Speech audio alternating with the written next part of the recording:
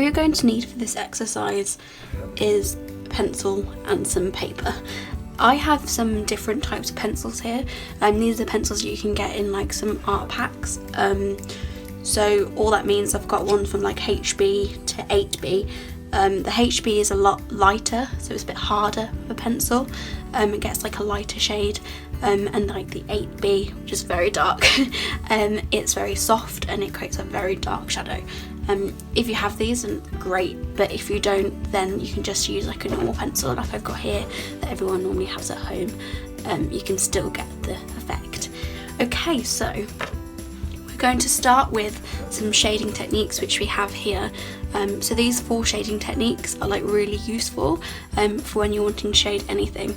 It will automatically make an object look 3D, more eye-catching and more bold. So we're going to go through them. I'm going to use a sort of a darker pencil for this, so I'm going to use a 5B. That means that you can see it a little bit clearer as well. Alright, so our first shading technique is cross-hatching. This one is very simple but really effective. So literally just create lots of lines to one side. It doesn't have to be like that as well. You can also do it like this, anywhere you want. Create those lines and then put them to the side. Creates lots of little crosses, little hatches. Yeah. So this is really nice for shading material. It creates a lovely texture. So this one's a really good one to start out. The next one is very similar to cross hatching. It's literally just what we started with. It's just that. So you could, loads of lines. This is the one that I started with that everyone naturally goes to when they try to shade. You can make them more prominent, less prominent. So that's quite a nice one to do. Circlism is basically what it says. We create loads of little circles. You can make it darker and lighter, but we'll be talking about that later with pressure. So this is really nice for curly hair. It would also be nice for like material and textures, a nice little jumper. So yeah, this one's quite nice to use. Okay, that's circlism. This next one is a lot more time consuming. It's stippling. So it's just creating lots of little dots in an area. So dot, dot, dot, dot. As you can see, this is very time consuming. It's very fun though. You can put them in loads of different, the same areas, and you can create like a darker shade, or you can make them sparse. I don't think I've ever done like a full drawing in this, but I bet it would look so cool. Take a long time, but it'll look really cool. So maybe after this I'll try. But this one's a really good one to do paws. Maybe for painting older people, be good for wrinkles. Also be good for material, for texture. This one's a very fun one to sort of try. There you go, so that's stippling. So these are our 4 shading techniques, and what you need to sort of look at now is value range and pressure control. Once you have all of these sorted, you're good to go, literally. So value range. So with a pencil, you can have very different ranges of shade. So you can have like a dark black shade to a lighter grey shade. And you can do this just with one simple pencil. And that's all about pressure control. So they sort of like mix in together, but I'm first going to show you the value range and then we're going to go into pressure control. So value range, I'm literally just going to do it. So this is like the darkest shade that I can get with the pencil that I've got, which I've got a 5B. And then go lighter and lighter and lighter. And this is the value range. So once you get this, you can get how shadows work, highlights work, and therefore you can make an object 3D, which we'll be looking at here. So in every 3D object, they always have different values. They always have shadows, highlights on a face. There's shadows, highlights everywhere. So shadows and highlights are very important. I'll show you a drawing that I've done, and this is a portrait. So this is a portrait that I have completed. So as you can see, the highlights and the shadows are very clear. So on this side of the face it's a lot darker than this side of the face. It makes it pop out, similar to the eyes. So the eyes in the creases, there's a lot darker value range in the eyes, and therefore it lets the eyes bring out and make it more eye-catching.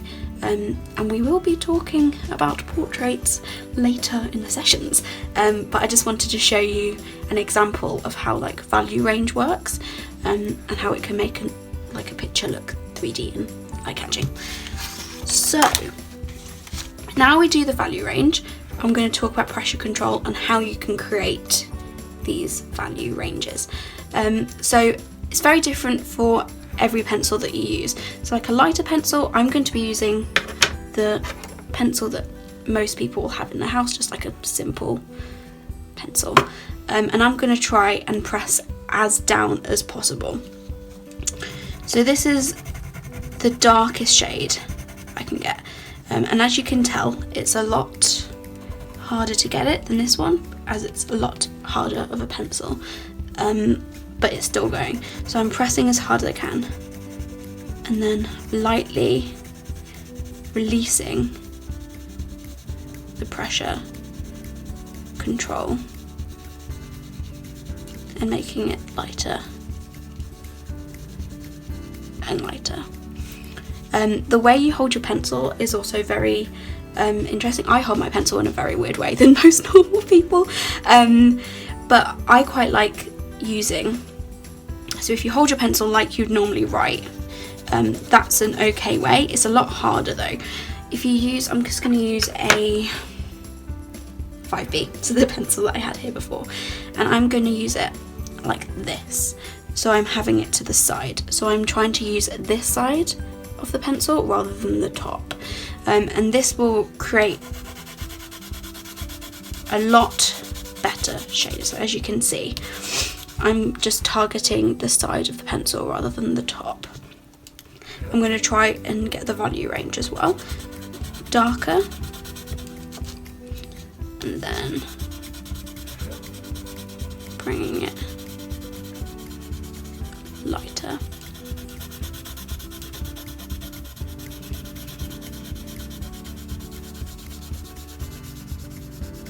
So this is really useful to practice, because once you've got this sorted, once you've got something that looks like this, you're sorted. You can shade and you can make something look realistic and it's got shadows and depth. So we've done this, we've done value range, we know different shading techniques, we know pressure control. Now going to see if you can make this circle a sphere. So I'm going to talk you through some of the stages. I've got a mug here and I just got the bottom of that mug and got it around because circles are hard. But if you're good at drawing circles, then good on you, you can make your own circle. But I've already got this sorted, so let's try and make it 3D. So about making objects 3D, it's all about light and shadow and where it goes on the object. So I'm going to get a ruler and my pencil, and I'm going to imagine that the light is coming from here. I'm going to create a little circle over my M and this is the sun, and I'm just going to get my ruler and I'm going to create a very light marking of where that goes, and I'm going to go to this side as well.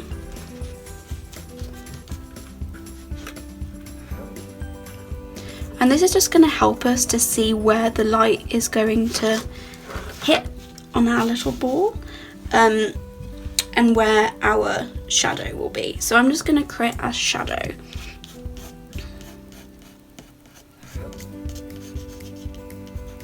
Okay, there you go. After this, I'm also going to be doing a little sketch with me. So after this, we're going to be very good at shading, and we're going to be doing an apple. So very exciting. So it's a very similar idea, but getting it onto something a bit more complicated. Okay, so I'm gonna get my, I keep on forgetting, yeah, 4B pencil, so it's a little bit lighter. So making objects 3D and making any drawing stand out is all about the lights and the darks, and figuring where that comes from. You can do this when you look at pictures and you can see where the dark shadows are, or from your imagination. So we're literally doing this from our imagination. So once you have a very good idea of how light works, how shadow works, and how you can make objects look 3D, then you're sorted. So as you can see, I'm using the pressure control from this one, so I'm using this side of the pencil rather than the top, and that's getting like a nice shaded effect. And I'm just using hatching, so I'm just simply going up and down.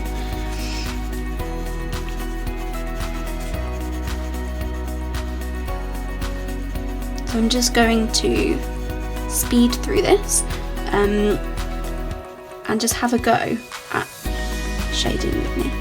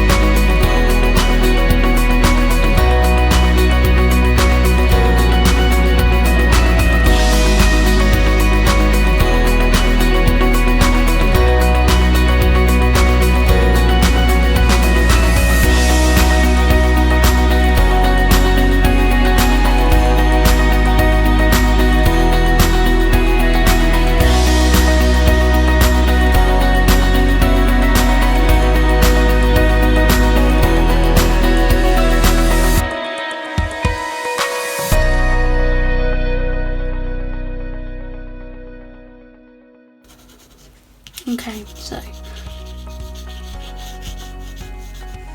that took me about 5 minutes. And it was all done just by knowledge of where the light is falling. So yeah, that's done. We're now gonna go into drawing an apple. Perfect. So this is our little sheet that we have done, with all the basics of shading, value, pressure controlled, and making a little object 3D.